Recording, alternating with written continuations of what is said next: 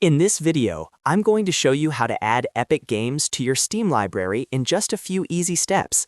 This is a super useful trick if you want all your games in one place, use Steam Input, or launch Epic Games a little more conveniently from your Steam library.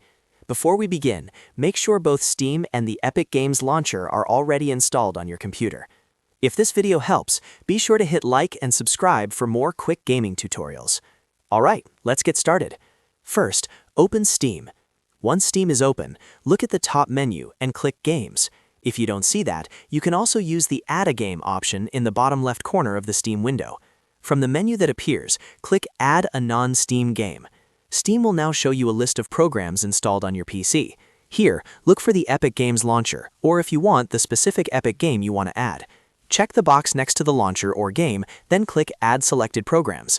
If the game you want is not showing up in the list, don't worry. Just click Browse and manually locate the installation folder. A simple way to find it is to open Epic Games Launcher, go to the game, click the three dots, choose Manage, then select View File Location. Copy that path, then paste it into Steam's Browse window and select the games.exe file.